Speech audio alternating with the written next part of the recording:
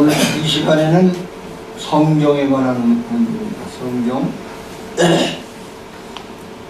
성경은 바른 길을 알고 믿을 때 효력이 있는 겁니다. 구원과 직결되는 겁니다.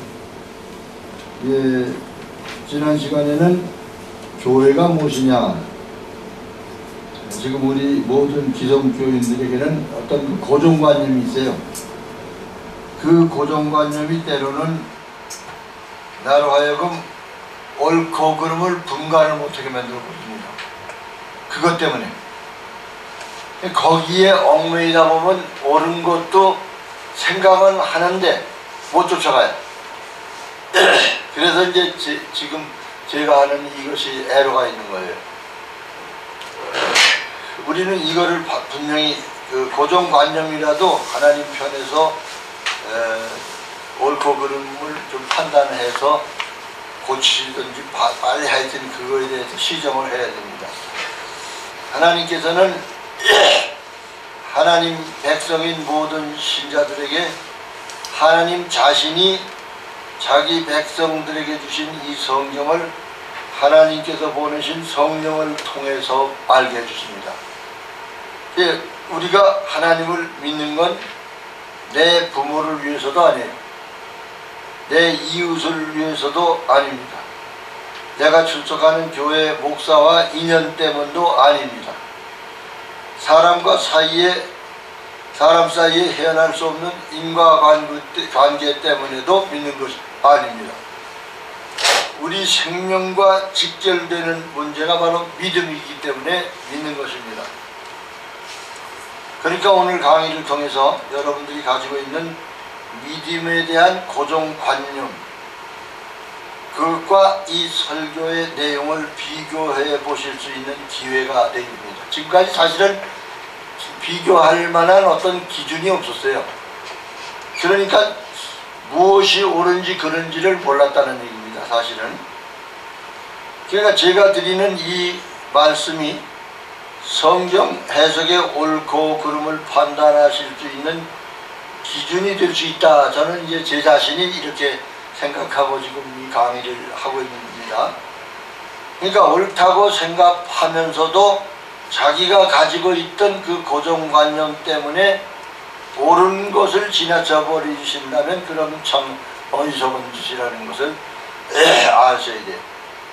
그러나 이 내용 중에서 아직도 이해가 되지 않는다고 생각하는 부분이 있으시면은 메모해 두셨다가 질문을 하시기 바랍니다. 어떻든지 우리는 바른 신앙을 찾아야 돼요. 바른 방향을 찾아야 돼요.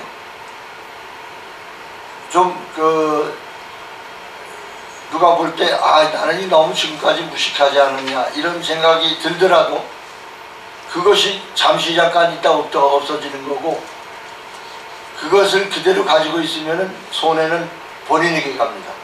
이걸 확실히 알아야 됩니다. 그러니까 하나님 나라를 가는 데는 점수가 있는데 거기에는 100점짜리 밖에 없어요. 99.9도 안 됩니다. 100점만이 들어갈 수 있어요. 근데 인간이 100점을 맞을 수가 없다는 얘기예요. 그래서 나를 대신한 예수님을 의지하는 겁니다. 예수님만이 100점을 맞으실 수 있는 능력을 가지고 계시거든요. 그럼 이제 하나님의 계시의 말씀 성경은 무엇이냐, 요거부터 말씀을 드리겠습니다. 계시의 말씀 성경은요, 하나님께서 자기 백성들에게 보내시는 편지입니다. 성경은 무엇인가? 지금 성경에 대해서 말씀을 드리려고 합니다. 성경이 무엇인가에 대한 해답은 요한복음 5장 39절 한 절만 보아도 정의가 확실하게 드러납니다. 그러니까 다 같이 읽어봅시다. 시작. 너희가 성경에서 영생을 얻는 줄 생각하고 성경을 상고하거니와 이 성경이 곧 내게 대하여 증거하는 것이라. 요거는 뭐 말할 것도 없이 성경이 영생을 주는 그런 말씀인데, 그것을 그렇게 생각하기 때문에 우리가 성경을 읽는데, 그럼 그 성경이 뭐냐? 정의를 예수님께서 직접 내리신 것이 바로 요한복음 5장 39절이에요. 내게 대하여 증거하는 책이라 그랬어요. 예수님 자신을 말하는 책이라 그 말입니다. 이런 것을 볼 때 우리는 이렇게 이 성경에 보면은 정확하게 구분할 수 있는 말들이 여러 가지가 나오는데, 그 중에서 필요한 것, 성경에 대한 정의는 이겁니다. 내게 대하여, 예수님 자신에 대하여 증거하는 책이라고 했는데도 불구하고 설교할 때 보면은 예수님을 증거하지 않고 있거든. 우리들도, 목사들도. 이 말씀에서 한 가지 분명한 것은, 성경에서 영생을 논리를 생각하고 성경을 읽고 있다는 사실인데, 성령이 예수님 자신에 대해서 증거하는 말씀이라고 예수님께서 직접 말씀하셨기 때문에 이걸 변할 수가 없는 거예요. 도저히. 그렇다면 예수님 자신이 영생이라는 의미가 아닙니까?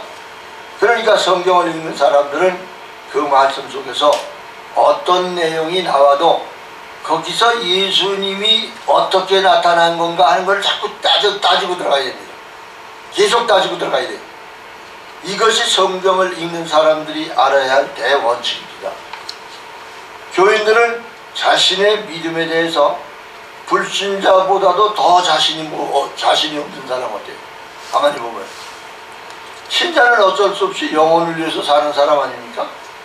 그렇기 때문에 신자는 오직 성경 말씀을 기초로 해서만 생명을 말할 수 있어야 되는 거예요. 성경은 하나님의 말씀이지 사람 보고 해석해서 마음대로 뜻을 전하라고 하는 문학작품이 아니잖아요. 그런데 하나님의 말씀이라는 이 성경은 이미 기록되어 있는 그대로 전해요. 벌써 몇 천 년 됐습니까? 성경을 내려오는 지가. 근데 변한 게 없어요. 똑같아. 매일 들어도 그거야. 그러니까 이것을 읽는 사람들은 하나님의 말씀이라고 하면서 매일같이 똑같은 소리만 들으니까 이건 지루하고 짜증이 날 수밖에 없는 거예요, 사실은. 모르면. 그러니까 무턱대고 읽는 거예요, 무턱대고. 맹목적으로 읽는 건데, 사실 지금 성경 읽는 사람들 보고. 그래서 하나님을 모르는 사람들은 이 성경도 역시 하나의 성인군자가 말하는 윤리 도덕적 교훈의 말이다, 이렇게 생각할 수밖에 없게 되어 있습니다. 그러나 우리 성도들은 이 성경을 하나님께서 우리에게 말씀하시는 말씀이라고 생각하며 그 성경을 읽고 있습니다.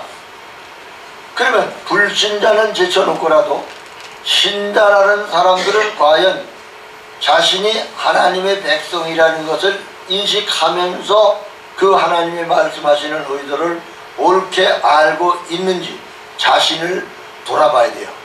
스스로 짚어봐야 됩니다. 우리 영혼의 소속은 어디입니까? 천국 아니에요.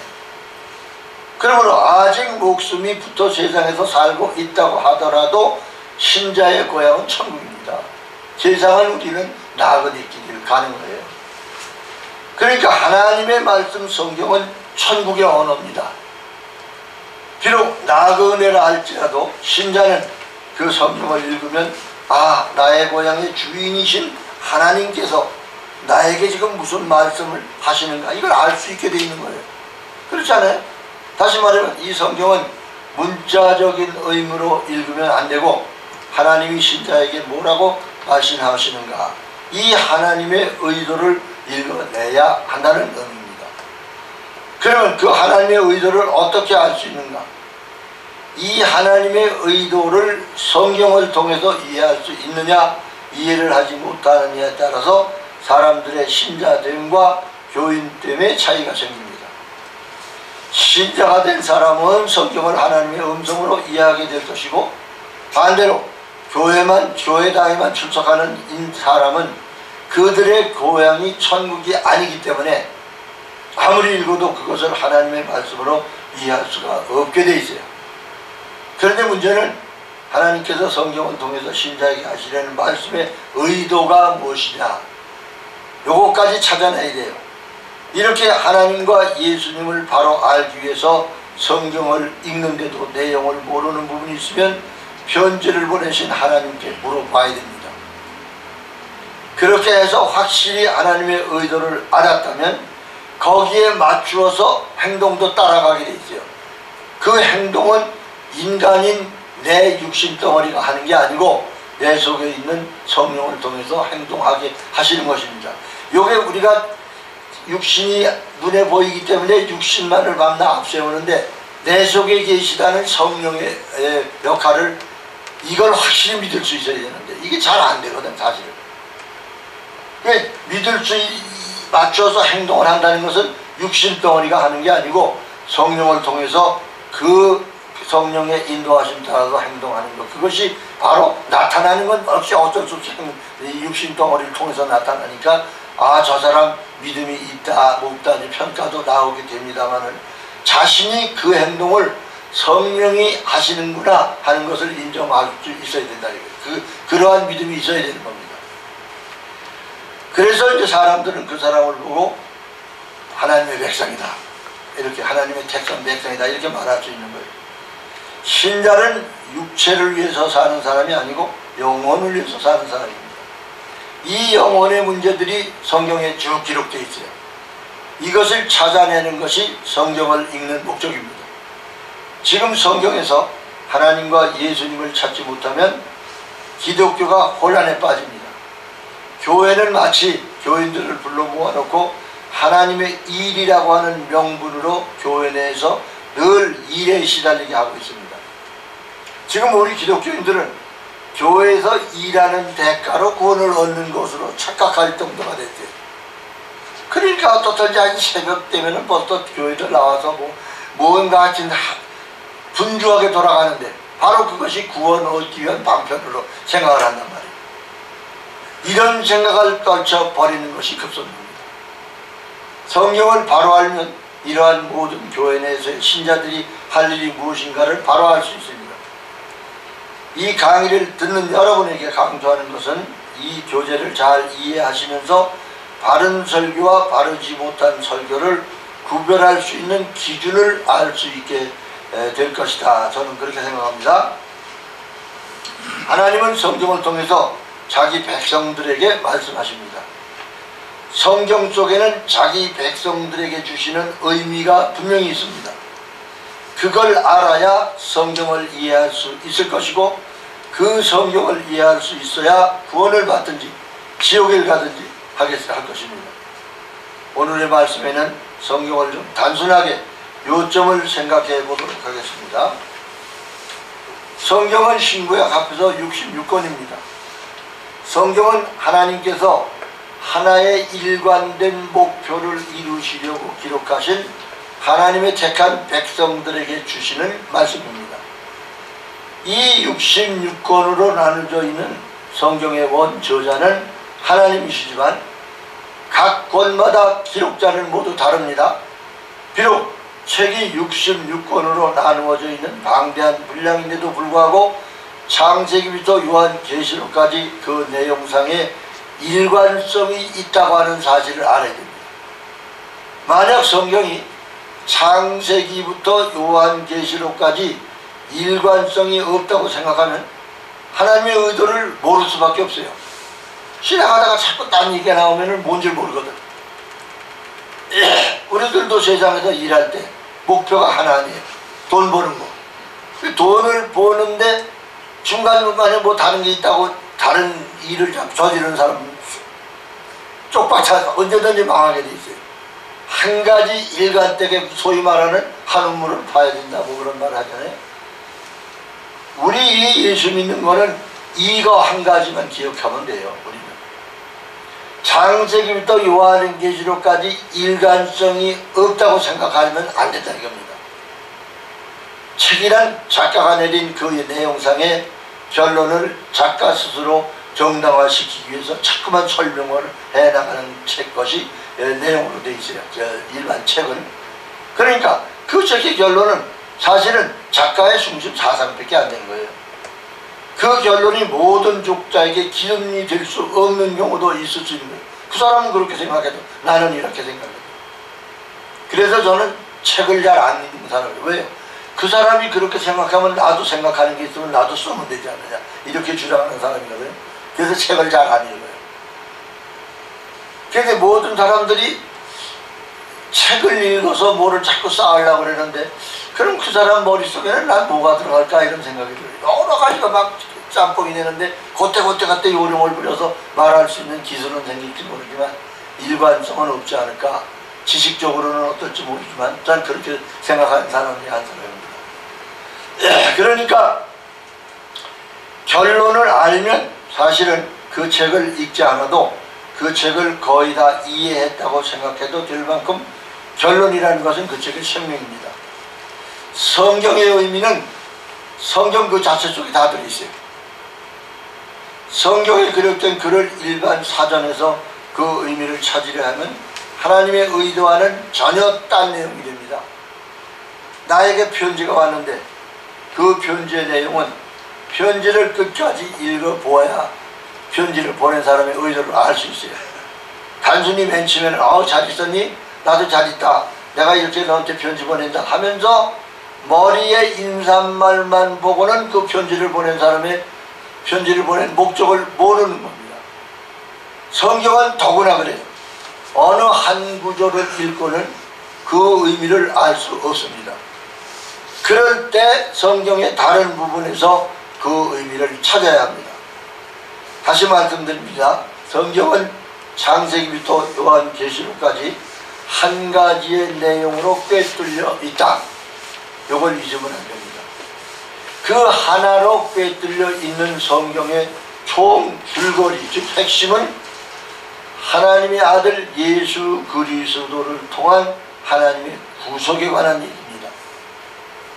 예수를 믿으며 성경을 읽으시는 분들이나 또 예수를 처음 믿기로 작정하시는 분들도 성경이 이런 의미를 가지고 있는 책이라고 하는 성경의 원칙을 인정하고 그 원칙을 찾으려는 마음으로 성경을 읽지 않으면 성경의 원래의 뜻을 알 수가 없습니다.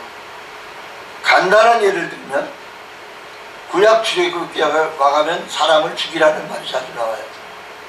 이스라엘 백성들을 가나안으로 인도하기 위해서 애굽의 종살이에서 구출된 이스라엘 백성들을 광야에서 40년이라는 긴 세월을 보내면서 나중에는 하나님을 배반하고 모세를 원망하고 금송아지를 만들어 놓고 그것을 하나님이라고 절하며 우상을 섬기는 일이 벌어질 때 하나님께서 모세에게 뭐라고 하시는가 하면 내가 너의 백성들을 진멸할 테니까 가만두자 이랬어요. 말리지 말라 그랬어요. 여기서 진멸이라는 말은 아주 싹 쓸어버리겠다는 말이 아니겠어요?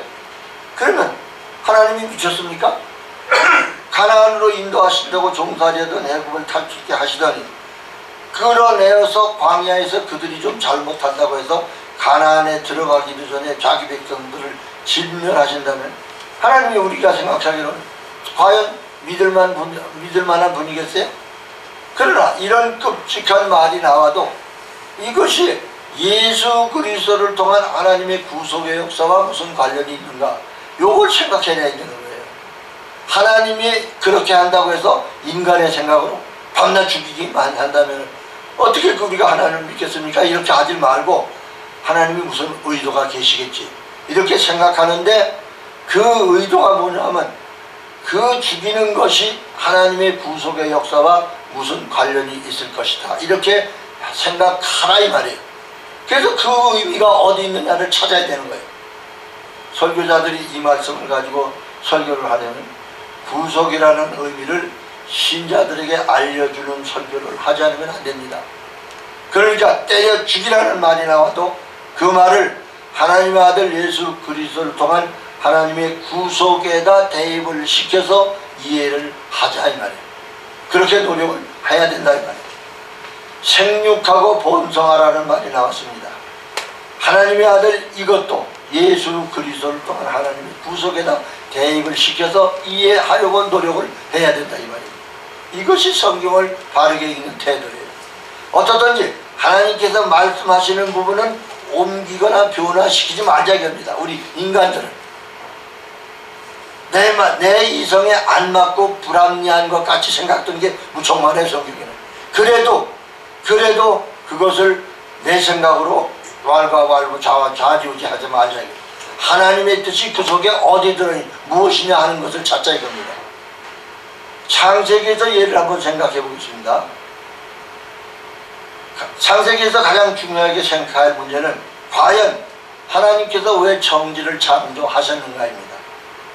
또 왜 모든 것을 창조하신 맨 마지막에 사람을 만드셨는가, 이 문제를 알아야 됩니다.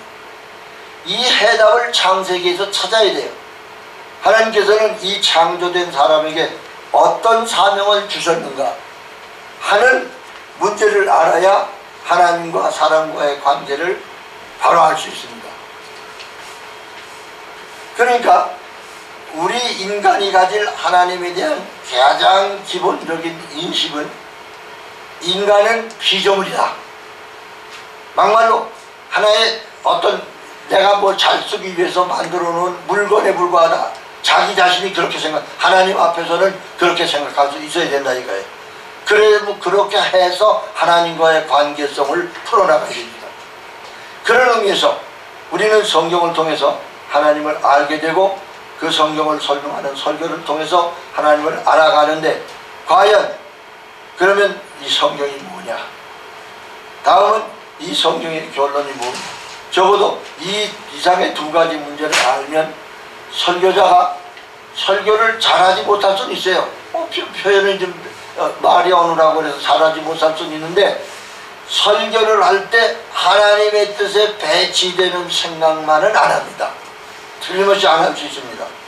또 신자가 이 문제를 알면 하나님이 이 성경이 뭐냐, 성경의 결론이 뭐냐를, 신자가 이 문제를 알면 설교자의 설교가 옳으냐 그르냐 요거를 분별할 수 있는 지혜가 생기게 되는 겁니다. 성경이 무엇인지에 대한 명확한 해답을 찾지 못하고 성경 전체의 결론이 무엇인지를 알지 못한다면 아무리 아름다운 말을 써가며 설교를 한다고 해도, 또 그런 설교를 듣는다고 해도 결국은 설교를 하는 사람이나 설교를 듣는 사람 모두가 헛일을 하고 있다는 사실을 인식하지 않으면 안 됩니다. 그러면 왜 창세기가 중요하냐? 여러분들은 하나님을 믿습니다. 하나님을 믿는 사람을 보고 신자라고 합니다. 이 세상에는 신자도 있고 불신자도 있어요. 그러나 사실은 어떻게 보면 불신자는 한 사람도 없습니다. 다만 그 사람이 어떤 것을 믿느냐 하는 문제예요. 그러니까 이 사실우상을 믿어도 그 사람은 사실우상의 신자입니다. 여기 이제 두 가지 의문점이 있습니다. 첫째로는 신자와 불신자가 뭐가 다르냐 이거예요.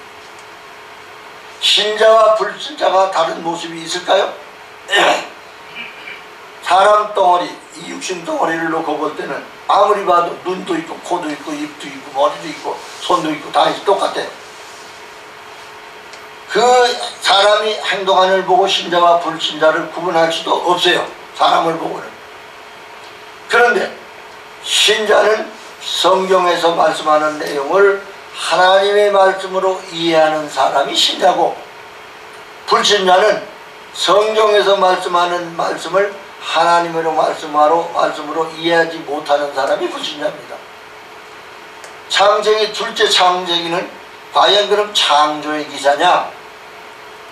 이 강의를 들으신 여러분께서는 성경 6권 가운데 제일 첫 번째 책인 이 창세기가, 책의 명칭도 창세기예요. 그러니까 이 창세기가 창조의 기사다. 옷을 만드는데 써둔 기사다. 이렇게 생각할 수는 있을 거예요. 그러나 한번 생각해 보세요. 구약의 창세기는 전부 몇 장입니까? 50장까지 있습니다. 그런데 그 중에 창조의 기사가 몇 장이나 있는지 아십니까? 여러분이 이거 가능하시면 찾아보면 좋지만은 어떻든지 간에 창조라고 한다면은 만들어지는 것을 말하는데, 하나님께서 천지를 창조하셨다면 그 창조의 일하심이 얼마나 방대했겠습니까? 우리가 그냥 지구덩어리 하나만 쳐다봐, 지구덩어리 볼 것도 없어요. 우리 동네만 쳐다봐도 이거 참 큰 겁니다. 그러나 요사이 기술이 발달해서 새만금 같은 데 가보면 그 물을, 바다를 가로막는 일을 했는데 몇 년 동안 했습니까? 공사기간이 얼마나 많이 걸립니까? 지금의 공사는 하나님께서 만들어 놓으신 이 우주 속에서 생각하면 사실은 구할 만한 것밖에 더 되겠어요. 그 기간이, 그런데 이 우주를 만드셨으니까 얼마나 걸리셨겠습니까? 지금 신자라고 한 사람들은 자신이 믿는 믿음에 대해서 전혀 그 목표를 올바로 설정하고 있지 않은 것입니다. 세상 살아가는 데는 죽을 둥살둥 하나님에게 달라고 아우성을 치면서도 내가 신자냐 내가 신자가 아니냐 이것 좀 모른단 말이에요. 이 성경이 무엇을 말하는지에 대해서는 무관심한 것이 요즘 교회당에 다니는 사람들이 말하고 싶습니다. 즉 성경 말씀은 성도들의 삶과 죽음을 좌우하는 말씀입니다.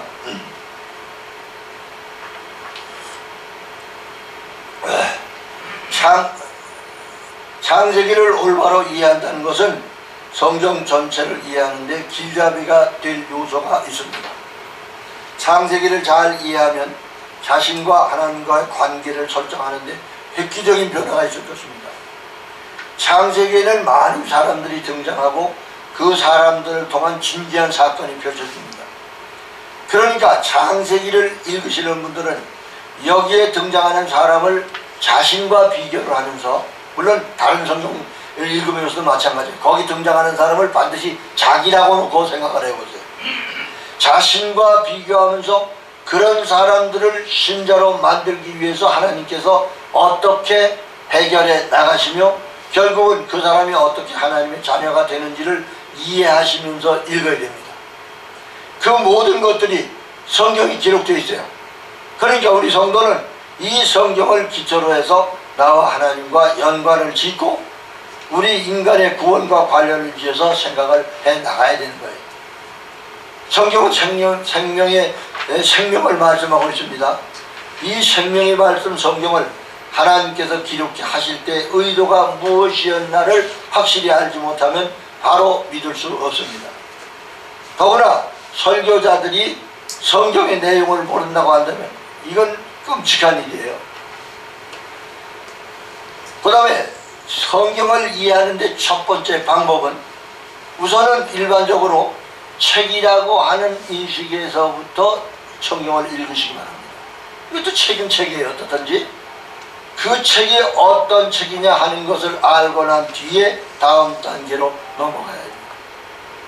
만약 성경을 책이라고 하지 않고 아주 신비한 것처럼 생각을 해서 책을 체계적으로 보지 않고 어디 한 군데 자기 좋아하는 부분을 끄집어내서 신비하게 엉뚱한 말로 해석을 한다고 하면 길을 잘못 들어선 것입니다. 성경이 향하는 바른 길로 가지 않는 것이 이단입니다. 성경은 분명한 책입니다. 그러니까 다시 말씀드리지만 성경을 신령한 책이라고 해서 이상스럽게 생각을 해버리면 정도로 가지 못하게 됩니다. 그렇게 생각하지 않으니까 그 속에 있는 글자가 헬라어로 되어 있든 히브리어로 되어 있든 한글로 되어 있든 영어로 되어 있든 보이지 않는 하나님을 말한다고 해서 이상히 아릇하게 설교자 마음대로 설교를 하는 경우가 허다합니다. 또 그 설교를 듣는 교인들은 목사의 말이니까 의뢰이 하나님의 말씀이겠지 하면서 한 시간 무의미하게 예배 시간을 지내보내는 경우가 많습니다. 교인들은 신앙이라는 것을 신비하게만 생각하면 안 됩니다. 성경은 신자에게 말씀하시는 하나님의 계시의 말씀입니다. 그럼 계시가 뭐냐? 계시라는 것은 쓴 작가가 직접 보여주는 게 계시예요. 하나님께서 자신을 열어 보여주시는 것이 계시입니다. 성경은 이미 하나님께서 자기 자신을 열어서 성경이라는 매체를 통해서 우리에게 보여주신 것이고 심지어는 각각 자기 나라 말로까지 번역을 해서 보여주셨습니다. 만약 성경을 오직 원어로만 읽어야 된다고 생각해 봅시다. 이 세상의 목사들이 다 원어로 이해할 수 있을 정도가 되어야 됩니다. 신학교가 오직 원어 공부만 가르친다고 해도 시간이 모자랄 것입니다. 게다가 그 원어도 어디서 배워가지고 오면은 사실은 그게 잘못 가르칠 수도 있어요. 그러나 그 나라의 교수가 와서 가르치지 않으면은 그 말을 이해할 사람이 과연 몇이나 될 것입니까? 그러나 하나님께서 이 성경을 통해서 각 나라 사람들에게 그 나라 형편에 맞게 성경을 열어서 자신을 보여주셨기 때문에 하나님의 백성들은 그 성경을 통해서 하나님을 알 수 있게 되어 있는 것입니다. 이러한 하나님의 말씀 성경을 올바로 이해하는 데는 신자들의 속에 와 계신 성령의 역할이 가장 중요합니다. 그러면 성령이 뭐냐? 하나님께서 성령을 통해서 자신을 열어서 우리에게 보여주시고는 그 성경을 사람으로 하여금 하나님 자신의 마음에 합당하게 해석할 수 있도록까지 하나님께서 성령을 통해서 하게 하십니다. 지금 교인들은 성령을 받았다면 이상한 말을 한다든지 남이 알아듣지 못하는 언어로 소리를 할 줄 아는 사람이라고 생각합니다. 성경에 몇 장 몇 절 하는 장절을 나누는 것은 사실상 의미가 없습니다. 성경 전체의 의미를 생각하면서 하나의 문단과 그 문단을 정확하게 파악해서 이 문단의 주제를 끄집어내어 그 문단이 말하려는 의도를 알아야 합니다. 이것이 문장으로서의 주제 파악이에요. 문장은 여러 개로 되어 있든지 또는 한 절로 되어 있을 수도 있습니다. 이와 같이 주제를 파악하고 난 뒤에 그 주제에 따라서 이것을 풀어가야 되는데 그 글을 쓸 당시의 분위기를 파악하는 것이 그 글을 해석함에 있어서 가장 사실적으로 접근하는 방법입니다. 그러나 이 성경이 어제 오늘 쓴 글이 아니지 않습니까? 최소한 1000년, 2000년 전에 쓴 글이기 때문에 이 글을 해석하려면 그 당시 사회적 개념으로 생각을 해서 분위기를 파악해야 합니다. 문단을 분류하는 것은 주제 파악이라고 한다면 해석을 하는 것은 분위기 파악이라고 말할 수 있습니다. 왜 이런 말을 했을까? 여기에는 왜 또 이런 비유를 쓰셨을까? 아니 예수님께서 이런 예를 들고 들어왔을까? 왜 이런 사건이 여기서 일어났을까? 이렇게 문장을 읽으면서 분위기를 알아야 돼요. 이것이 사회적 개념입니다.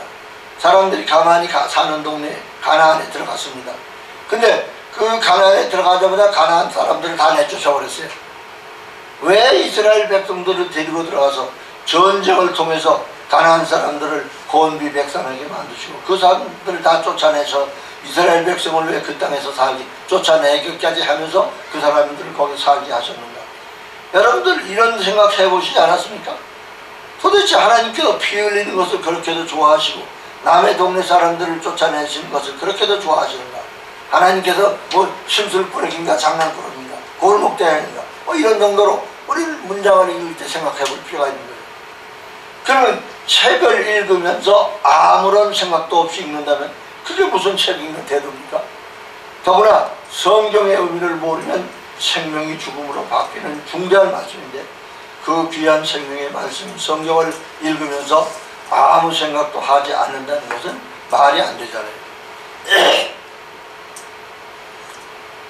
이러한 분위기를 파악해야 된다 이런 말입니다. 그런 분위기도 파악하지 않고 글로 된 성경이라고 읽어 제친다면 그 의미를 모르게 되어 있습니다. 성경에서 겸손이라는 단어가 나옵니다. 그러면 무턱대고 너희는 겸손해라, 겸손하지 않으면 죽는다 이런 식으로 말하는 경우가 있어요. 그런데 교인들이 겸손이라는 의미를 모르는데 그럼 어떻게 겸손하는 거야? 이거. 성경에서의 겸손이라는 무언의 의미를 찾아서 알려줘야 이렇게 하는 것이 겸손이구나. 그리고 신앙생활을 할 거 아닙니까? 이 겸손이라는 말을 사전적 의미로는 허리를 굽혀서 상대방에게 자기의 의사를 표현하는 것. 하여튼 굽실굽실 거리는 거예요. 어떠든지. 그러나 이 겸손이라는 말이 성경에 기록되어 있으면은 이 말씀하는 겸손의 의미가 과연 하나님의 의도가 뭐냐 이걸 찾아야 되는 거예요. 빌립보서에 보면 주님이 인간의 몸을 입은 것을 낮아진 것이라고 말합니다. 어디까지 낮아졌습니까? 죽기까지 낮아졌어요. 그러니까 성경에서의 겸손은 죽음에 이르는 것이 겸손입니다. 더구나 신자가 복음이라는 의미를 모르면 겸손할 수가 없어요. 사람이 겸손에 이르는 과정은 궁극적으로 죽음에 이를 때 의미가 있습니다. 이 죽음을 빼버린 겸손은 의미가 없어요. 성경에서는. 성경은 사실 어떤 문단을 해석할 때 결론은 이미 나와 있습니다. 그 결론을 먼저 찾아야 바른 의미를 알 수 있습니다. 그 결론을 전제로 해서 성경을 읽어나가야 완성된 말씀의 의미를 알 수 있고 그러한 말씀 안에서만 하나님이 드러날 수 있는 것입니다. 겸손인 말의 의미를 모르니까 예수님께서 나귀를 타고 들어가셨다고 하니까 교회는 절대로 벤츠 승용차를 타면 안 된다 이런 말을 하는 경우도 있어요. 아니 왜 나귀를 타러 들어가셨는지 이 분위기 파악이 안 되는 거예요. 인간이 역사적인 해석 작업을 올바로 하기 위해서는 그 사건이 일어날 당시의 분위기를 올바로 파악하는 것이 중요합니다. 왜 예수님께서 나귀를 타셨는가? 나귀에게 짐이 지어졌는데 우리 인간이 지고 가고 있는 그 죄짐을 상징하는 것입니다. 바로 그 인간의 죄짐을 지신 분 예수님을 태운 것입니다. 그것도 어린 나귀 새끼예요. 아직까지 한 번도 뭐 짐을 지어본 적이 없는 아직 조그만 새끼예요. 그 새끼를 탔단 말이에요. 이 세상에는 누구도 인간의 죄를 져본 사람이 없습니다. 그러나 지금 세상에서 최초로 인간의 죄짐을 지신 유일한 한 분 예수 그리스도께서 아무도 타본 적이 없는 나귀 새끼를 타시고 들어가신 것이라고 접근이 되어야 되는 것입니다. 이것이 역사적인 해석입니다. 그 당시 사회적인 개념입니다. 그러나 만약 오늘날 같으면 나귀를 타고 다녔다. 그러면 그 사람은 대스타가 될 거예요. 야, 저 사람 나귀를 말같이 타네 하면서 인기가 나가지고 소문이 날 거예요. 그렇지만 그 당시에 분위기로서는 나귀 새끼를 탄다는 것은 수치의 분위기입니다. 그런데 이 문제를 역사적으로 해석을 해보면 죄짐을 지신다는 상징적인 의미로서의 나귀를 타신다는 이유가 충분하다 이렇게 말할 수 있습니다. 스가랴서 9장 9절에 보면 시온에 따라 크게 기뻐할지어다 예루살렘에 따라 즐거이 부를지어다 보라 내 왕이 내게 임하나니 그는 공의로우시며 구원을 베풀며 겸손하여 나귀를 타나니 나귀의 작은 것 곧 나귀 새끼니라. 새끼라는 것을 강조합니다. 이것은 구약의 스가랴서의 예언대로 되신 거예요. 이것이 역사적 해석 작업이고 하나님의 마음이고 하나님의 분위기입니다.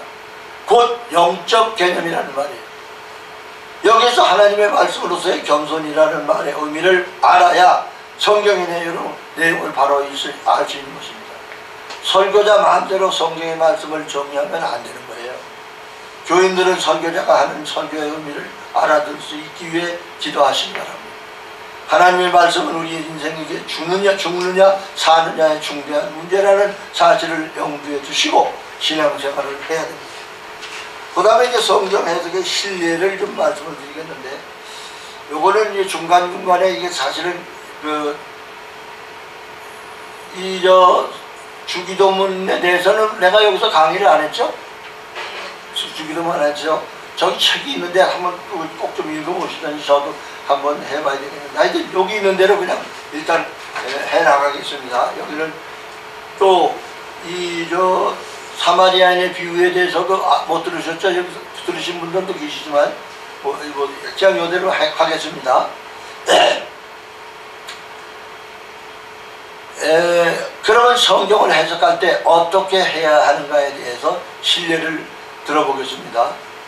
요번에 지가 초청장을 보낼 때 거기 쓴 내용도 이 내용과 비슷한 건데 위에서 말씀드린 대로 성경을 해석하려면 우선 설교하려고 하는 성경을 국문법적 차원에서 단어나 수고나 문장이나 문단을 나누어서 그 한 문단을 단락으로 해서 성경의 의미를 유추하는 것입니다.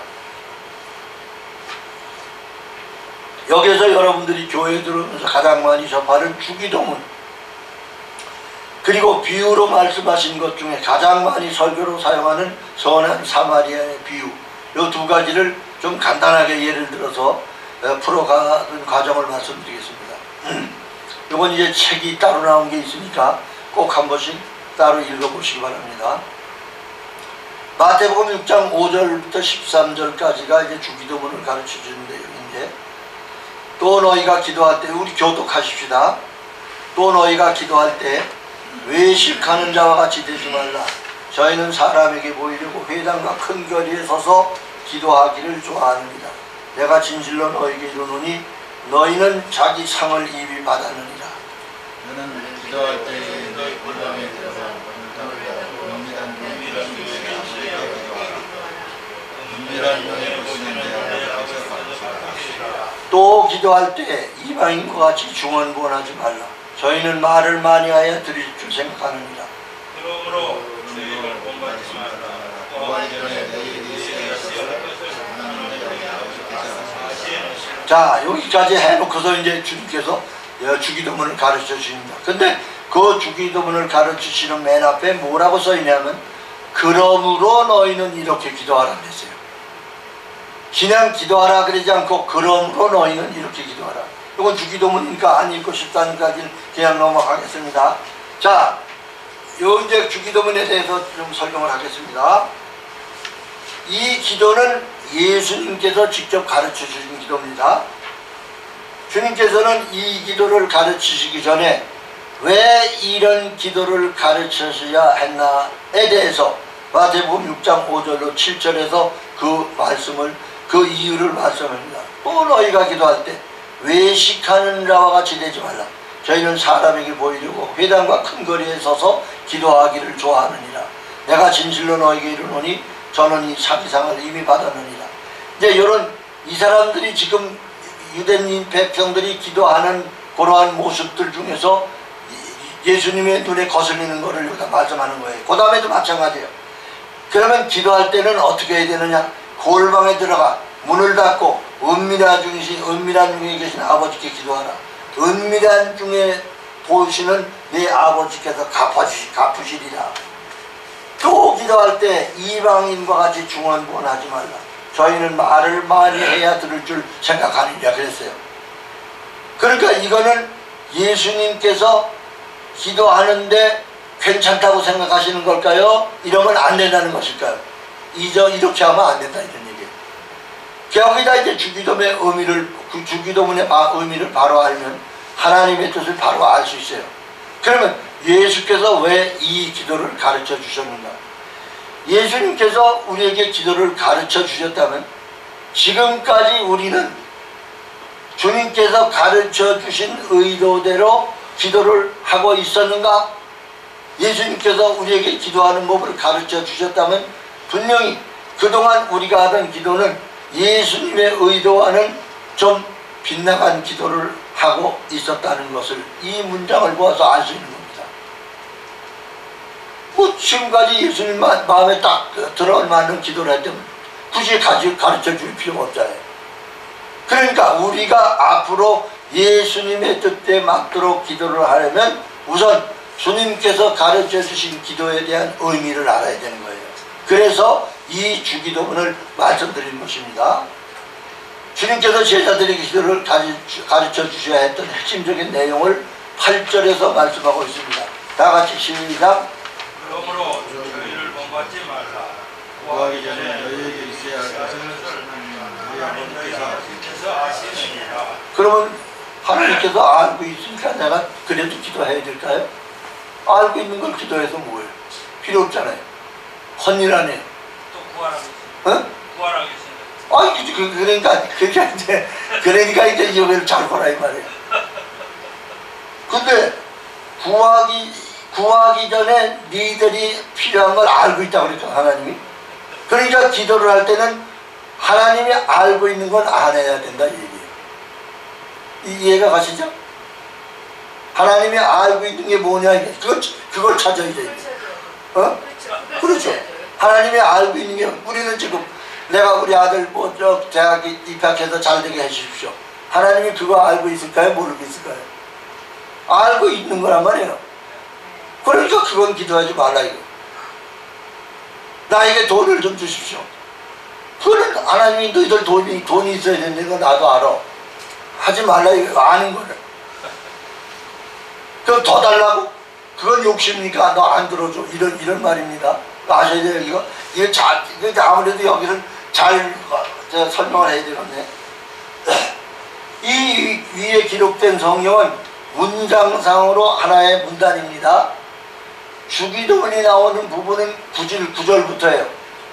지금까지 교인들이 해오던 기도의 내용은 예수님께서 말씀하시는 의미로는 뭐냐면 외식하는 자와 같이 했다고 그랬습니다.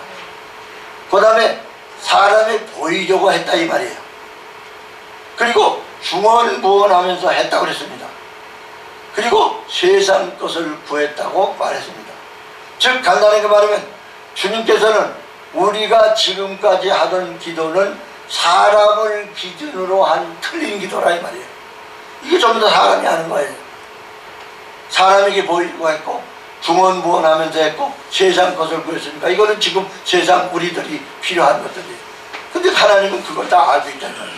그러니까 그런 것은 기도하지 말라. 그렇기 때문에 하나님의 뜻에 맞는 기도를 하려면 6장 9절 이하로 내려와서 이렇게 기도하라 그랬던 거예요.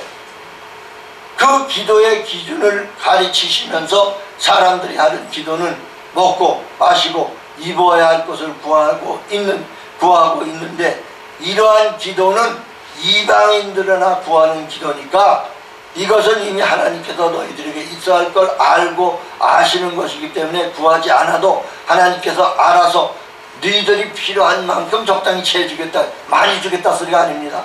알아서 해주실 거니까 그런 기도는 하지 말고 그것이 바로 그러므로예요. 그러므로 지금까지 너희가 알고 있던 건 기도하지 마는데 다만 이제는부터는 이렇게 기도해라. 그러면서 가르쳐 주시는 것이 그러므로 너희는 이렇게 기도하라 이 소리가 나오는 겁니다.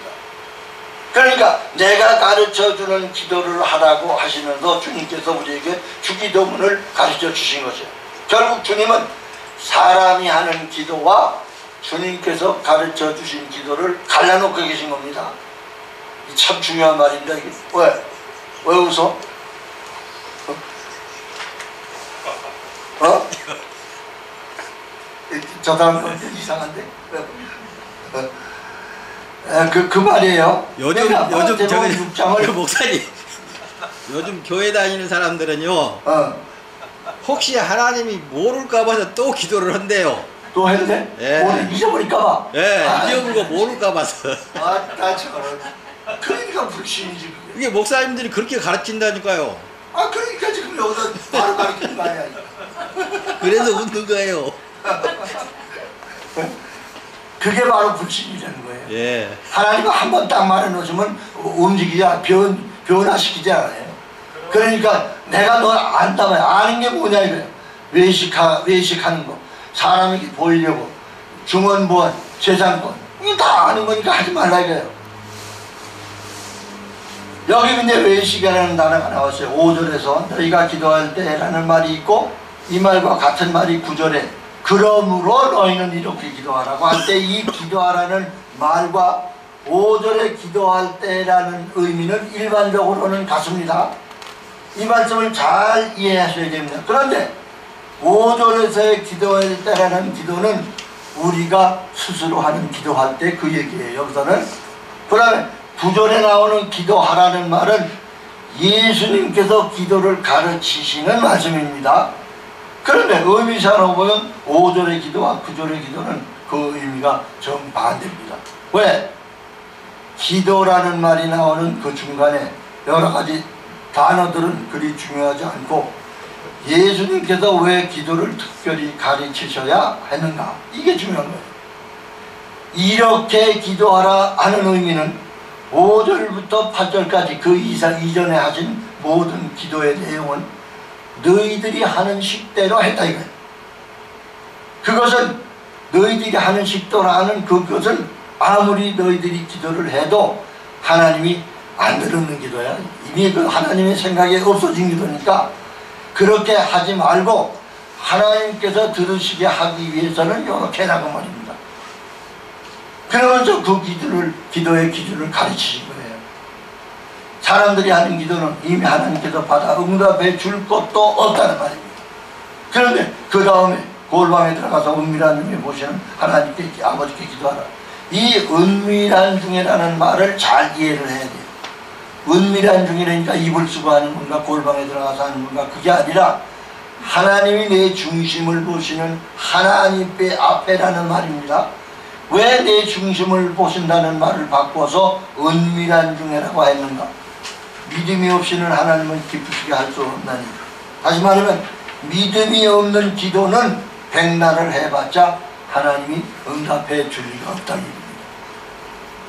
이해가 가시죠? 이런 의미를 깔고 있기 때문에 이 중심을 보시는 하나님이라는 말은 하나님께서 사람의 속에 깨끗한 것이 있나 없나를 보시는 게 아니고 사람에게서 사람 속에 하나님께서 주신 흔적이 있는가 없는가를 보신다는 말입니다.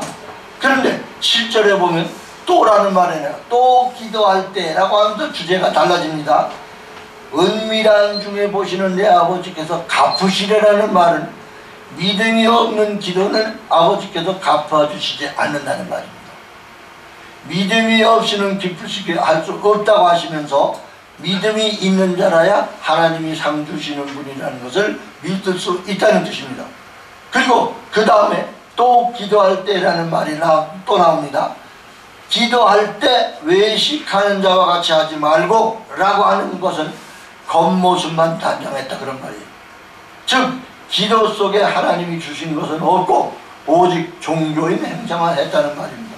다시 말하면 너희들의 기도는 없었던 것이라 그런 말이에요. 하나님께 드리는 기도를 하지 않았으니까 하나님께서 드리실 리가 없는 것이죠. 이상의 내용이 마태복음 6장 1절부터 주기도문을 가르쳐 주시기 바로 직전까지 있는 사람들이 기도하던 그동안에 주기도문을 가르쳐 주시기 이전까지의 기도하던 내용들입니다.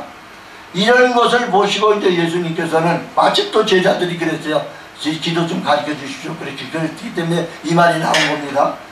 너희들은 그렇게 지금까지 기도했는데 이제부터 너희는 이렇게 기도하라 하면서 그 기도의 기준을 말씀해 주십니다. 그러니까 이것만 보아도 고전 상황과 이 지금 예수님께서 가르치신 기도하는 상황이 일치가 됩니까? 반대가 됩니까? 반대가 된다는 건 우리 일단 기도 내용을 안 봐도 딱 너희는 이렇게 기도하라 그랬다고 해요. 딱 알 수 있는 거예요. 그 분위기를 딱 깨달아야 돼요. 아, 그러면 우리가 지금까지 하던 기도는 잘못됐구나. 이거를 미리 우리가 예측을 해야 되는 거예요. 그 글씨 하나만 보고. 그래서 문장을 아는 게 중요한 겁니다. 우리는 하나님 앞에서 자기 의를 드러내면 안 됩니다. 내가 어떻게 해야 하나님께서 들어줄 것이라고 하는 생각은 그물이에요. 제가 옛날에 그랬어요. 나는 이제 교회에서 일을 하니까 이것도 하나님의 뜻이겠지 하고 일을 했습니다. 참 미치도록 일을 했거든 내가. 정말. 근데 아무리 해도 무슨 뭐 어떤 그냥 내 하는 그때 그저 나 혼자 자화자찬하면서 하니까 기분 좋아서 하다 보니 뒤로 돌아가면 가면 마음이 공허한 거예요. 나타나는 게 없으니까. 그러니까 우리는 하나님 앞에서 언제든지 자기 의를 드러내면 안 된다는 거예요. 내가 어떻게 해야 하나님께서 들어주실 것이냐. 나는 지금 그렇게 했어요. 지금까지. 그게 건물이란 말이에요. 의뢰의 우리들은 교회에서 일하면 이건 하나님의 일일 것이다. 이렇게 아주 예측을 하고 결정을 지어놓고 일을 합니다.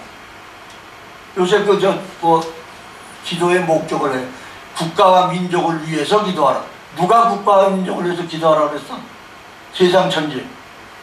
하나님은 그렇게 하신 적이 없어요. 국가와 민족을 위하서 기도하라는 적이 없습니다. 무슨 놈은 국가와 민족을 위해서 기도를 합니까?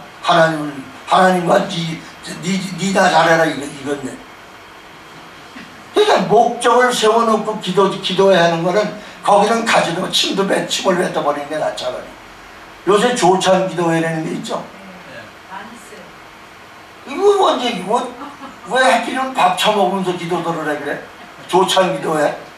또 그것도 호텔에 가서 나 참나 그거 보면 아주 근데 그것도 또 자랑을 하더라고. 지금까지 국가조찬기도회라 가지고 몇 년 전까지만 해도 30몇 회까지 했다고 그래. 그래서 숫자를 내세요. 기도하면서 지나간 걸 가지고 나 참 아주. 그리고 회장이 되면 의뢰이 무슨 아유 말돼. 그러니까 우리는 기도가 뭔지 모르는 거예요 지금까지. 그러니까 내가 어떻게 해야 하나님께 들어줄 것이다. 이렇게 해서 기도하면 하나님께서 들어줄 것이다. 이 예측을 해버린단 말이에요. 자기 의를 드러내면 그것은 이미 복음이 아닙니다. 예를 들어서 누가복음 18장을 보면 자기를 자랑하고 스스로 높다고 자랑하는 바리새인과 자기를 죄인이라고 얼굴도 못 드는 세리의 기도가 나옵니다. 거기서 마지막에 예수님께서 그 중에 죄인이라고 자처하는 세리의 신앙을 옳다고 말씀하시고 바리새인의 기도를 들어주지 않았어요. 이와 같이 주기도문을 가르쳐 주셨는데 그 주기도문 중에 일용할 양식이라는 말이 나와요. 자, 이걸 여러분이 한번 생각해 보세요. 우리가 먹고 마시는 걸 하나님이 아신다고 그랬어요? 모른다고 그랬어요? 아셔요. 다 알고 주는 거예요. 근데 주기도문 속에 일용할 양식을 주옵시고라고 가르친단 말이에요. 그러면 예수님이 지금 이율배반적이에요. 아, 준다고 해놓고 왜 또 그걸 달라고 하느냐, 이렇게 생각할 수 있어야 돼. 즉각적으로 우리가 생각할 수 있어야 돼요. 그리고 그 다음에 그걸 다시 생각해 보세요. 아, 이게 무슨 뜻이 있겠다, 이렇게 생각하라 이 말이에요. 일용할 양식을 주옵시고. 자, 그러면 예수님이 안다고 그랬고 이미 주었다고 그랬는데 여기서 또 이걸 가르친단 말이에요. 지금 일단 그렇게 의심스럽게 아무리 성경이라도 그렇게만 볼 필요가 없단 말이에요. 논리상으로 안 맞잖아요. 그렇게 생각을 하고서 다시 그 의미를 생각해 보라 이 말이에요. 그러면 여기서부터 주기도문을 해석을 잘해야 되는 거예요. 일용할 양식이라는 말을 우리가 보편적으로 매일 먹을 양식이라고 단순히 생각하고 기도를 하면 예수님의 말씀에 모순이 생기는 거라고 그랬습니다. 지금 그럼 예수님께서는 너희들이 기도할 때 하나님께서 이미 알고 계신 것은 기도하지 말라고 했습니다. 그러면 하나님께서 알고 계신 것이 무엇입니까? 우리가 먹고 입고 살 것, 즉 세상 사람들이 보편적으로 이거를 먹고 입고 살 것은 신자들에게만 주는 게 아니에요. 세상 모든 것들에게 주는 겁니다. 이 필요한 의식주 문제예요. 이건 이미 주셨어요. 의식주 문제는 하나님을 믿지 않는 사람들이 구하는 것입니다. 근데 그 사람들은 그걸 또 모르니까, 이미 주신 것을 모르니까 자꾸 구하는 거예요. 그러나 우리 성도들은 이미 의식주는 하나님께서 성도들에게 있어야 할 것이라는 사실을 알고 미리 옛날에 창조하실 당시부터 주어놓았어요. 주어놨어요. 그렇기 때문에 구태여 구하지 않아도 된다는 것이에요. 그래서 제가 밤낮 식기도 할 때 뭐라고 기도했냐고 물어봐요. 음식 먹을 때 뭐라고 기도했습니까? 물어보면 감사하다 소리 물론 했다고 그랬는데, 이게 지금 사실 솔직히 말하면 너무 상식적이고 너무 의례적인 거 아니에요? 식기도 할 때 뭐라고 합니까? 그거 먼저 틀리잖아. 그걸 바로 일용할 양식으로 생각한단 말이에요. 좋았는데 무슨 일용할 양식은 그걸 안 해도 이미 먹고 있으면서 무슨 그런 기도를 해요. 이게 우리가 기도를 해도 너무나 의례적으로 그냥 보편적으로 내 고정관념으로 하나만 한 것을 한단 말이에요. 지금 사실은 이렇게 말하니까 누가 너무 극단적이 아니냐, 어저께 거기서 강의하는데 듣고 어떤 목사가 그러더래요. 그 말이 또 내 귀에 금방 들어오더라고요. 그러니까 이것이 하나님 나라의 가치 판단 기준입니다. 하지 않아도 되는 걸 안 하는 거예요. 이것이 외모로 취하는 인간과 중심을 보시는 하나님과의 차이입니다. 자, 그러면 하나님의 뜻에 맞지 않는 기도가 아닌 것이 뭐냐? 복받으라는 것, 잘 되라고 하는 것, 잘 되게 해달라는 기도. 그렇기 때문에 하나님께서 우리에게 하시는 말씀의 의미를 들을 수 있게 해달라고 기도를 하는 겁니다. 이거냐 저거냐가 아니라 하나님께서 우리에게 무슨 말씀을 하고 계시냐, 이거를 알게 해달라고 기도를 하시라 이 말이에요. 우리가 하나님 앞에 나가서 잘못했다고 비로소 구원을 받았다고 하는 것은 율법입니다. 내가 잘못했다고 했다고 발발 빈다고 해서 구원 주시는 분이 아니에요. 이미 결정되어 있는 건데 무슨 내가 또 빕니까? 그러니까 하나님께서 구원을 하기로 작정했기 때문에 구원하는 것입니다. 하나님께서는 나의 모든 생각이나 기도나 행동이나 잘못한 것들을 스스로 볼 수 있도록 해주십니다. 그래서 기도도 하나님의 뜻대로 하게 되어 있다는 말씀입니다. 그런데 우리는 이 주기도문을 읽으면서 문장상 우리 인간들이 하던 기도의 내용과 예수님께서 가르쳐 주신 기도의 내용이 비슷하게 생각이 들 만한 내용이 있어요. 그게 바로 오늘날 우리에게 일용할 양식을 주옵시고 하는 말입니다. 사람이 세상에서 먹고 마시는 것은 다 이방인이 구하는 것이니까 너희들은 이런 것을 구하지 말라고 해놓는데도 예수님께서 이 말을 하셨거든요. 여기가. 그러면 예수님이 생각이 짧아서 헷갈해서 다른 말을 했을까? 아니라 이 말이에요. 의미가 있을 거라 이 말입니다. 이 의미를 찾자 이겁니다. 세상 사람들도 다 구하는 것이에요. 먹고 사는 거예요. 바로 이 같은 이방인이 구하는 것은 구하지 말라고 예수님께서 말씀하셨습니다. 제가 성경을 뭐라고 그랬죠? 하나님 나라적 상황이라고 했어요. 이걸 머리에 딱 두셔야 돼요.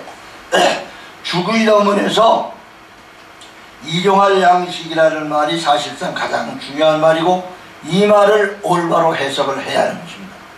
여기에서 일용할 양식은 육신의 양식도 아니고 영의 양식도 아닙니다. 육신의 양식이 인간에게 있어야 할 것을 하나님께서 다 알고 계십니다.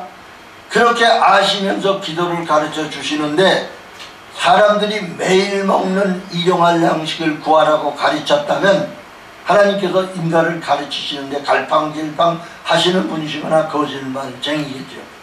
그러니까 여기서 오늘 일용할 양식이라는 말의 의미를 제일 먼저 발견해야 합니다.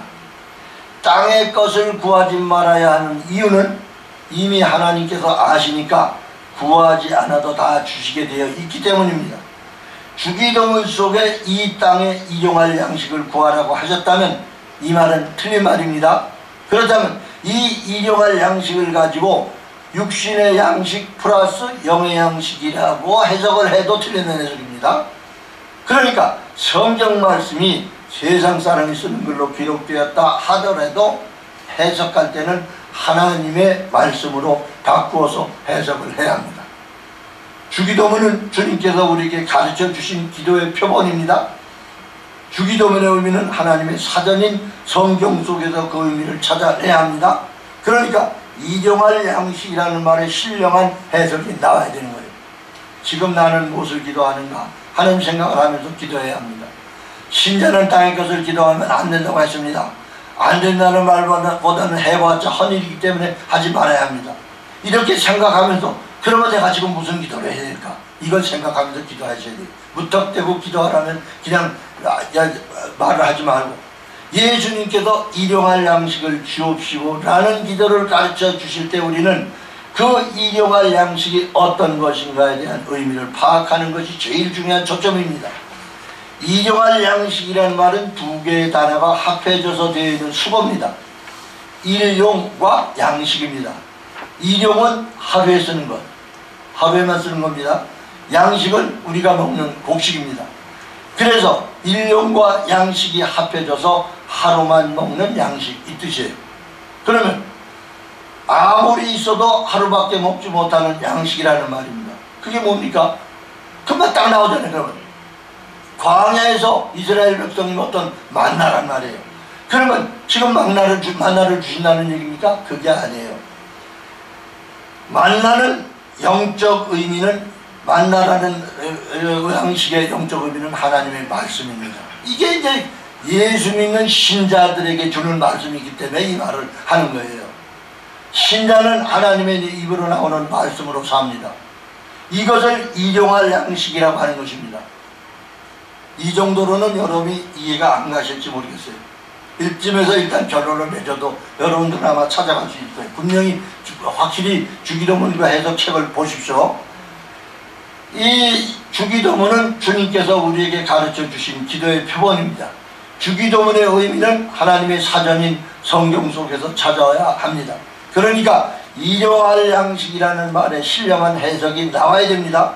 이 만나는 우스갯소리로 말하면 만약 하나님께서 실수를 해서 그 당시에 만나를 하루를 못 내려주셨다. 그러면 그 하루 동안에 이스라엘 백성은 어떻게 되겠어요? 꼼꼼히 공부해야 되는 거예요. 이 일용할 양식은 하나님만이 주실 수 있는 양식이라는 그런 말입니다. 우리 신자는 하나님 나라의 백성입니다. 그러므로 하나님의 백성이 먹는 양식은 하나님의 말씀입니다. 하나님께서 자기 백성들이 필요한 것을 알고 계시는데 달라고 조른다고 해서 주는 것이 아닙니다. 그러므로 나라와 권세와 영광 이 모든 것들이 하나님께만 있다는 고백을 하는 것이 신자들이 할 기도요, 주님께서 이러한 기도를 하는 것이 성도가 할 기도를 하는 것을 가르쳐 주신 것입니다. 성도라면 누구나 주기도문을 주신 하나님의 의도를 아시고 온전한 기도를 할 수 있기를 바랍니다. 이 정도만 해도 이해는 일단 되셨죠? 네.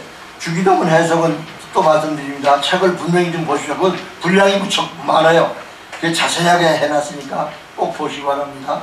이 기도에 관한 더 자세한 의미는 그 책에도 보면 됩니다. 그 다음에 이제 비유 해석을 또 말씀드리겠습니다. 이것도 상당히 두꺼운 책인데 저쪽에 보면 있어요. 예, 그 선한 사마리아인의 비유입니다.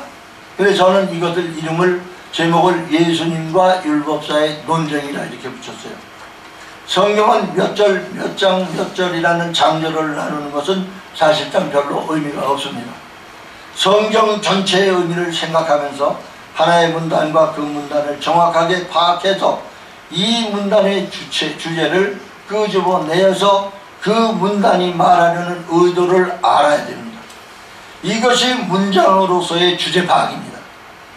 문장은 여러 개로 되어 있든지 또는 한 절로 되어 있기도 합니다. 이와 같이 주제를 파악하고 난 뒤에 그 주제에 따라서 이것을 풀어나가야 되겠는데 그 글을 쓸 당시의 분위기를 파악하는 것이 글을 해석함에 있어 가장 사실적으로 접근하는 방법입니다. 그러나 이 성경은 최소한 1000년, 2000년 전에 쓴 글이기 때문에 이 글을 해석하려면 그 당시 사회적 개념으로 생각해서 그때의 분위기를 파악해야 합니다. 이 문단을 분류하는 것을 주제 파악이라고 한다면 해석을 하는 것은 분위기 파악이라 이렇게 말하면 됩니다. 왜 이런 말을 했을까? 왜 이런 비유로 말씀했을까? 왜 예수님께서 이런 예를 들고 들어오셨을까? 왜 이런 사건이 여기로 일어났을까? 이렇게 문장을 읽으면서 분위기를 파악하는 것입니다. 이것이 사회적 개념이에요. 사람들이 가만히 사는 동네에 하나님께서 왜 이스라엘 백성들을 데리고 들어가서 전쟁을 통해서 혼비백산하게 만드셔서 그 사람들을 다 쫓아내시고 이스라엘 백성들을 왜 그 땅에서 살게 하시는가? 여러분들 이런 생각을 해보시지 않았습니까? 그냥 성경이라고 그냥 읽어 제낀단 말이에요. 이런 의문점은 있으면 한번 역으로 생각해서 하나님을 밤낮 거룩한 분으로만 생각하지 말고 왜 이런 말을 하느냐 하는 것을 그냥 의문을 던져버려요. 아니 하나님 이게 하나님 미쳤어? 이렇게라도 해보라 이 말이에요. 이게 성경을 바로 읽는 태도입니다. 사실. 우리는 지금까지 목사가 설교해도 목사한테 대해서 무슨 말하면 목사한테 대든다고 지금까지 그랬어요. 권위적으로. 잘하든지 못하든지 말이에요. 이게 지금 우리나라의 그 고정관념이거든. 아니에요. 하나님이 말씀하셔도 일단 이게 도대체 왜 이랬을까 이 말이에요. 그렇게 의문을 제기해 놓고 의미를 찾아가라 이 말이에요. 분명히 무슨 의미가 있겠다 이렇게 생각을 그 다음에 가서 해라 이 말입니다. 성경을 읽으면서 그 성경 속에서 하시는 말씀이 어떤 의미를 가지고 있는지를 파악하지 못하고 있으면 생명이 죽음으로 바뀌는 중대한 말씀이기 때문에 그런 분위기를 파악하며 읽으려고 노력을 해야 됩니다. 이건 이제 아까 주기도문 할 때 조금 나온 말론이기 때문에 34페이지로 나갔습니다. 그러니까 그런 결론을 전제로 해서 성경을 읽어나가야 완성된 하나의 말씀의 의미를 알 수 있는 것입니다. 그 다음에 이제 선한 사마리아의 비유를 예로 들어서 쉽게 할 수 있도록 풀어서 간단히 말씀을 드릴 텐데 본론으로 넘어가겠습니다. 이거는 아주 간단하게 말씀을 드리겠습니다. 이건 상당히 깁니다. 이 설교 내용이. 본론으로 들어갑니다. 영생에 관한 문제입니다. 이것은. 예수님께서는 많은 사람들 앞에서 말씀하실 때 가끔 비유로 말씀하셨어요.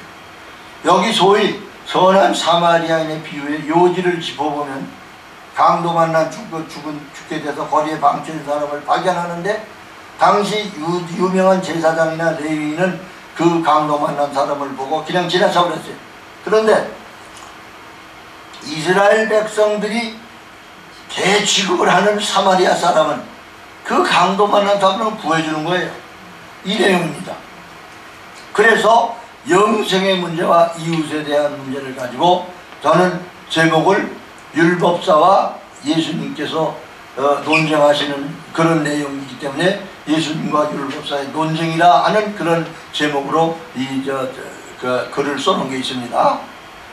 그러면 왜 오늘 이 문제를 말씀드리게 되는가? 지금까지 너무나 이 본문 해석의 방향을 잘못 잡았기 때문에 하나님의 복음을 나타내야 할 성경에서 한낱 사마리아 사람 하나를 부각시키는 거 지금 있었대요.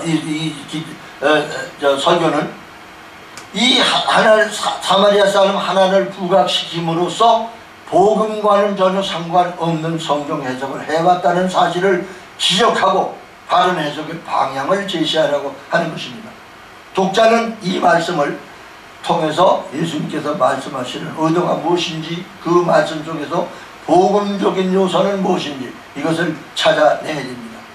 이 본문 중에서 율법사가 제기한 영생에 관한 주제는 누가복음 10장 25절로 28절까지입니다.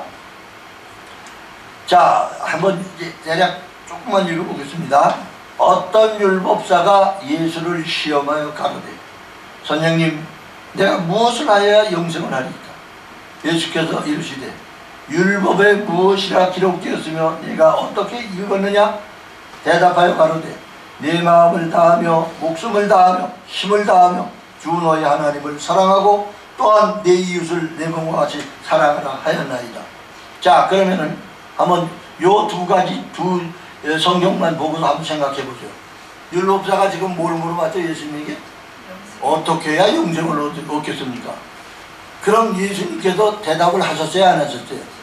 대답을 안 하시고 네 율법에는 뭐라고 기록되어 있지 그랬어요. 그러니까 그렇게 뭡니까? 영생에 관한 것을 기록된 책이 있어요. 그 사람들한테 이미 알고 있는 거야. 목숨을 다하고 뭘 다하고 이웃을 사랑하라. 그럼 너희들이 알면서 왜 물어봐? 아는 놈들이 왜 물어보냐는 겁니다. 근데 바로 문제는 요 맨 앞에 나오는 이 시험하여라는 이 말이 상당히 중요한 말이에요. 율법사가 벌떡 일어났어요. 그리고 예수님을 시험했습니다. 그럼 시험하는 것은 모르는 사람이 시험합니까? 아는 사람이 상대방을 시험합니다.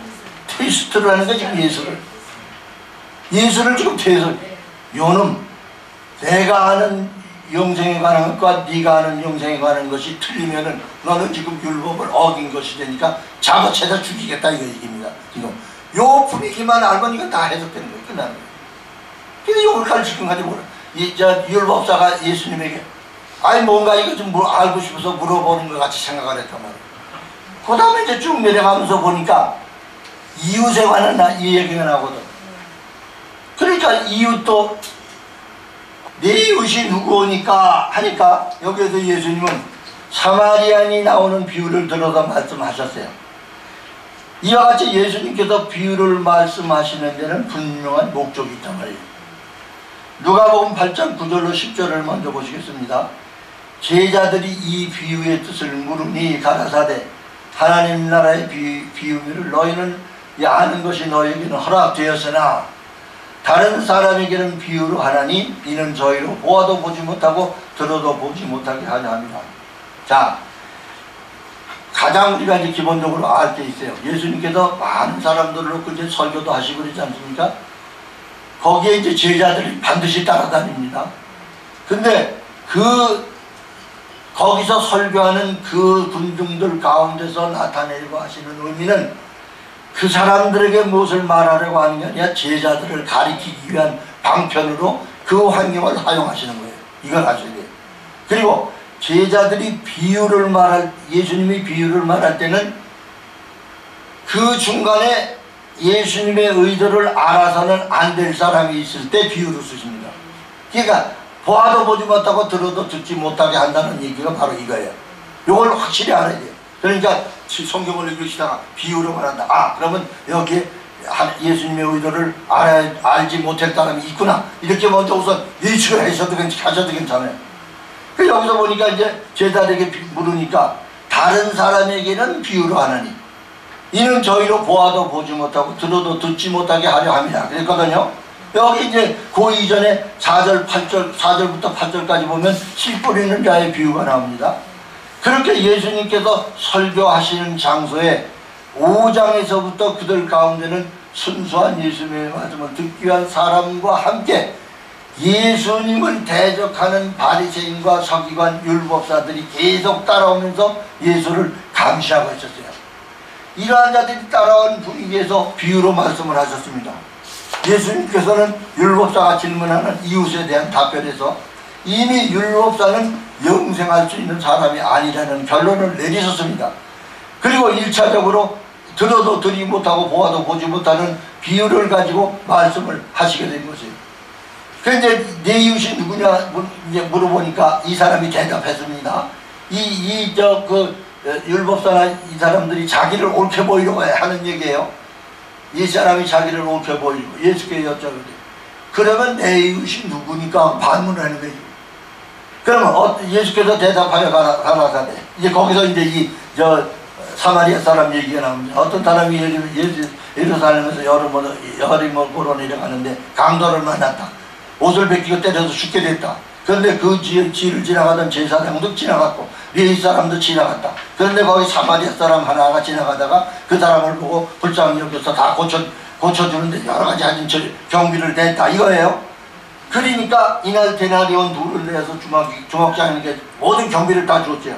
그리고 돌아올 때 만약에 모자라면 돈을 더 주겠다 이러고 갔습니다. 이러한 비유가 주님을 대적하는 자들에게는 들어도 전혀 깨닫지 못하고 보아도 보지 못하도록 하기 위해서 사용하는 하나님 나라의 비밀스러운 병기입니다. 제자들이 비유에 대해서 물으니까 하나님 나라의 비밀을 너희는 알아야 된다. 그런데 다른 사람 즉 하나님께서 택하지 않은 지혜에 있다고 하는 예수를 대적하는 그런 놈들에게는 분명히 비유로 하느니 왜? 이는 저희로 보아도 보지 못하게 하고 들어도 듣지 깨닫지 못하게 하기 위해서 비유로 한다고 하셨어요. 이러한 바탕 위에서 성경의 비유가 나오면 이 의미를 깨닫지 못하는 하나님이 택하지 않은 사람이 있구나 하는 전제하에 복음을 전해야 합니다. 이 문단의 핵심적인 영생이에요. 한 가지 여기서 쭉 부탁해야 되겠습니다. 예수님께서는 이 율법사가 자기들의 선한 행위로 영생을 얻었다는 자존심을 이 비유의 말씀으로 깨부시고 영생은 행위에서 얻어내는 것이 아니라는 것을 말씀하고 있는 내용입니다. 그렇다면 만약 이 정도의 내용으로 이 성경의 해석을 끝맺는다면 설교를 하려는 하나의 성경의 본문에서 나타내야 하는 복음이 아직 안 드러났어요. 이걸 알아야 되는 거예요. 우리가 반드시 모든 중간에 과정들이 있어도 끝에 가서는 예수 복음이 나타나야 되는 겁니다. 설교에서 그게 안 나타나면 하나만 해요. 괜히 여태까지 입술만 한 거예요. 이러한 비유 해석에 관한 자세한 내용은 이제 내가 또 말씀드리고 교재에서 보시면 압니다. 한 가지만 내가 여기서 말씀을 드리죠. 자, 우리가 보통 사마리아 사람 같이 너희도 가서 그렇게 해라. 그러면 살리라. 그런 말씀이 있죠. 이 속에. 그러면 예수님께서 지금까지 뭐라고 그랬어요? 믿음으로 구원을 얻는다고 그랬죠? 근데 여기서 사마리아 사람같이 행해라 그러면 살리라 그랬다고 말씀하셨다면 이것도 또 이율배반적인 얘기 아니에요. 그렇잖아요? 믿음으로 구원을 얻는다고 했으면 또 이 부분에서는 사마리아 사람을 비유로 두시면서 너도 사마리아 사람 그럼 그렇게 해라. 너도 살리라 그랬단 말이에요. 그러면 행해서 구원받는다고 하는 거랑 마찬가지 아닙니까? 이 말을 생각이 그렇게 이해가 안 돼? 네? 이해가 안 돼? 돼요? 예, 그럼 됐어요. 예, 사마리아 사람을 비유로 해서 말씀을 하니까 그 사람은 그렇게 했다고 그러니까 그러면 너도 그와 같이 행하라 그랬거든요. 그러면 살리라. 그럼 행위구원이 되는 거예요. 예수님은 지금까지 행위구원을 부정하시던 분입니다. 믿음으로만 구원을 얻게 돼 있거든요. 그러면 이것도 이제 우리가 볼 때 문장에 이런 것을 잘 찾아내란 말이에요. 무슨 아니에요. 예수님 말씀에 아까 영생에 관한 일용할 양식에 관한 문제도 그렇고 이 문제도 그렇고 완전히 이율배반적이라는 거예요. 그러면 왜 이렇게 이런 말씀을 하셨는가 또 이제 우리는 또 생각을 해야 돼요. 결론을 유출해야 된단 말이에요. 예, 그거는 저 책을 보고 찾으셔도 됩니다. 필요하시면 다음에 내가 그걸 다시 한번 강의할 수도 있어요. 자, 그러니까 이렇게 이제 비유를 사용하셨어요. 여기서 그것만 알면 돼요. 그러면 우리는 그 사마리아, 이제 왜 사마리아 사람을 끄집어내냐 하면은 뭡니까, 그 다음에 뭐 나오면 야고보, 요한 이런 사람들이 사마리아를 지나가려고 했는데 거기서 가로막는 사건이 일어났죠. 그렇죠? 예. 그러니까 그 요한이 하는 소리가 뭐라는 하나, 예수님 우리가 하늘에서 불을 내려서 저놈들을 태 죽일까요? 그랬단 말이에요. 아니 그게 맞는 말이에요. 그러면 이제 예수님의 제자들까지도 사마리아 사람은 개놈으로 죽으랬대 하고 있다는 증거란 말이에요. 그럼 예수님이 승천하시는 나중에 사마리아 사람들은 예수님의 제자들이 다 불태워 죽이게? 그럼 되겠어요? 그래서 야 이놈들아 너희들이 무슨 그런 얘기를 하느냐, 그 사람들도 구원의 대상이다 이거예요. 그거를 가르치기 위해서 이게 있는 겁니다.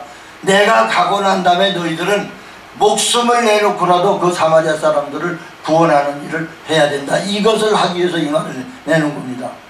참 중요한 이 비유 해석이에요 이거는. 그러니까 꼭 보세요. 저거 다 하려면 시간도 없고 끝도 없어요. 반드시 보십시오.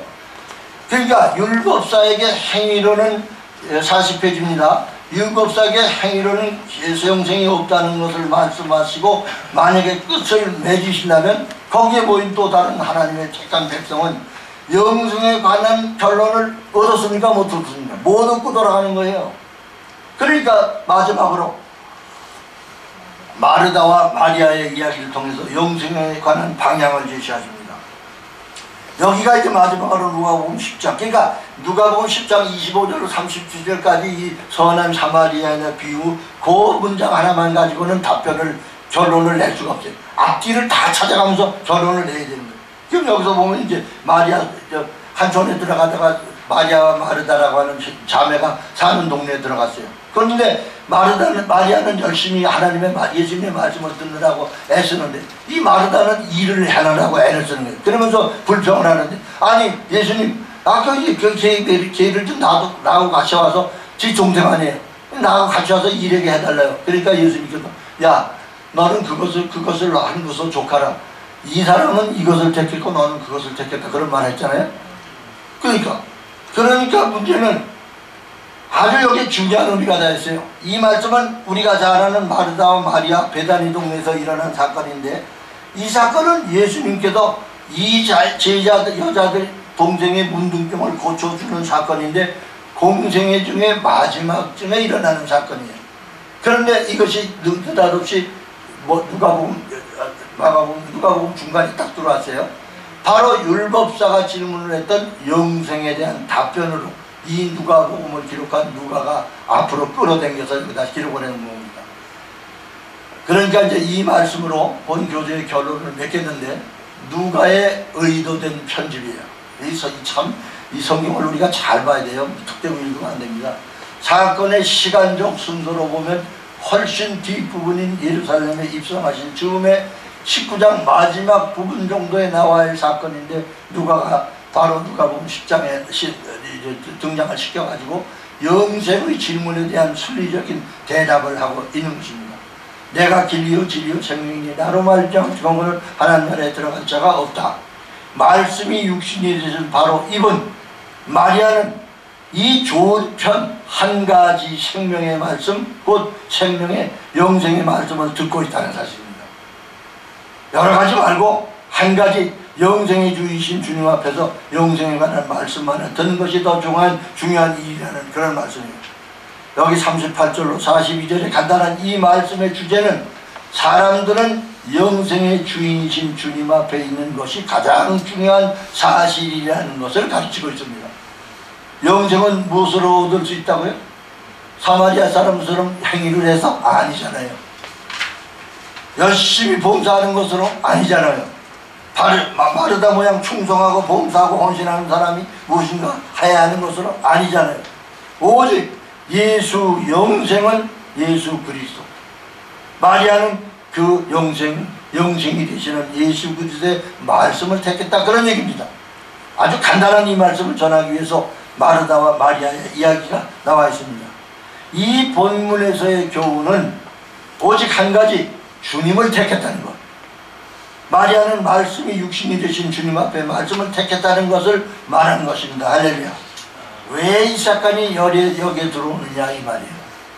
예수님께서 예루살렘에 입성하시기 직전에 생긴 이 사건을 왜 이렇게 앞에 등장시켰느냐 하면은 누가가 영생에 대한 질문에 순리적인 대답을 담아서 나타내기 위해서 이 사건을 이 부분에다 기록한 것입니다. 첫째 질문인 영생에 대한 답은 위에서 하지 않았습니다. 예수님께서 직접 율법사의 억지 주장에 대해서 예수님께서는 네가 아는데 나 뭘 물어봐 이 얘기예요. 네가 아는 대로 행해 그러면 살지. 이게 다 역설적인 얘기 아닙니까? 두 번째, 이웃에 대한 답변은 유대인들로서는 도저히 할 수 없는 사마리아인을 들고 나온 거예요. 사실은 유대 사람들은 사마리아인은 사자도 쓰기 싫어하는 사람이거든요. 그러니까 알아듣지도 못하는 비유를 가지고 제자들과 사도들에게만 교훈이 되었고 율법사는 비유를 알아듣지 못했답니다. 그러나 이 영생에 대해서 제자들과 사도들에게는 대답을 하셔야 했는데 누가는 그 다음에 있는 사건, 마르다와 마리아 사건을 가지고 앞에다 등장을 시키면서 영생이란 길이요 진리요 생명이신 오직 예수 그리스도 그분만을 택하는 것이라는 중요한 진리를 말씀하고 있는 것입니다. 율법에 나오는데 내 마음을 다하고 뜻을 다하고 섬기고 하는 것은 오직 주님만이 하실 수 있는 일들입니다. 38절로 42절의 말씀은 영생은 오직 그리스도라는 것을 간단히 명료하게 나타내고 있는 말씀입니다. 성경을 성경으로 해석할 때만 이런 의미를 찾을 수 있습니다. 성경이 성경을 해석하는데 첫 번째 지름길이 가능하면 성경을 떼어놓아서는 안 된다는 것. 오늘 본문도 25절로 37절을 해석하기 위해서 가까이 있는 앞뒤 부분을 먼저 살피면서 그 사건의 분위기를 현장감 있게 살피고 그 다음은 누가복음 전체 흐름을 따라서 해석을 했습니다. 사실은 이 본문의 중요한 문제는 율법사가 영생이라는 문제를 예수님을 시험해서 약점을 잡아서 재판에 회부하려는 계략으로 시작하는 내용이지만 예수님께서는 그 기회를 이용해서 제자들에게 올바른 선교의 자세를 가르치시는 교육 프로그램이라고 하는 사실을 알아내는 것이 성경을 보는 중요한 핵심되는 것입니다. 그런데 그 내용은 본문만을 가지고는 찾아낼 수 없다는 사실이고 누가복음 5장 17절부터 11장 54절까지 이 방대한 이제 내용을 비롯해서 누가복음 전체 반 이상의 내용을 참고로 해서야 예수님의 말씀하신 의도를 알아낼 수 있는 것으로서 성경 해석의 본질에 대해서 공부를 했습니다.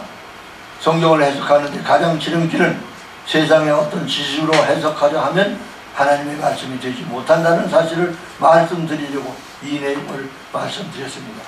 성경만 많이 읽는 것이 유익한 것이 아니라 그 성경에서 나타내려고 하는 하나님의 의도를 찾아내려고 노력해야 할 것입니다. 결론은 모든 성경은 예수 그리스도만을 나타내고 있습니다. 성경 해석에 관한 신뢰로 주기도문, 비유 해석에 관한 방향성을 말씀드렸습니다. 성경상에 무슨 말씀을 대하든 혹시 그 말씀 속에 아무리 찾아도 예수 그리스도의 이름을 찾을 수 없다고 해도 반드시 예수가 찾아질 때까지는 함부로 사람의 생각대로 해석하려고 하면 안 된다. 성경 전체 속에서 반드시 예수 그리스도의 구속에 관한 의미를 찾아야 합니다. 성경 어느 곳에서라도 예수 그리스도를 나타낼 수 있은 후래야 성경 해석 작업이 시작돼야 합니다. 성경을 해석할 때 예수 그리스도를 찾을 수 있는 가장 지름길은 세상의 어떤 지식으로는 생각 자체를 하지 않겠다는 의지가 필요합니다. 하나님의 세계를 우리 인간이 다 측량할 수 없습니다. 물론 진리의 영이신 성령을 통해서 알게 하시지만 인간의 한계 이상을 알게 하시는 것이 아닙니다. 성경은 모르는 것이 욕된 것이 아닙니다. 자기 멋대로 해석하는 것이 욕된 것입니다. 성경은 다 몰라도 됩니다. 알게 하신 만큼만 살 수밖에 없어요. 하나님께서 알게 하신 만큼 순종하고 순종하면 또 순종한 만큼 더 알게 하십니다. 그러나 이것을 지식으로 생각하고 다른 사람이 아는 만큼 모르면 나는 그 사람보다 뒤떨어지는 것 같아 이런 열등의식을 갖지 말고 더 알아야 되겠다는 생각으로 세상의 지식을 취하듯 욕심을 가지면 안 됩니다. 아는 만큼만 가르쳐도 돼요. 성경을 대할 때 우리의 마음을 낮추고 하나님의 입장으로 돌아가서 하나님께 맡기고 세상적인 복잡한 나의 생각은 다 접어버리고 성령에 의존해서 어린아이 같은 순전한 마음으로 성경을 대할 때 하나님께서 많은 부분을 목사와 함께 하시면서 목사를 통해서 신자들이 꼭 알아야 할 하나님의 의도를 전할 수 있도록 하실 것입니다. 목사들은 이러한 일을 위해서 기도하며 준비하지는 안 되겠습니다. 본문을 통한 자세한 번역, 해석은 예수님과 율법사의 논쟁이라는 제목으로 특별히 작동된 설교를 반드시 참고해 보시기 바랍니다. 감사합니다.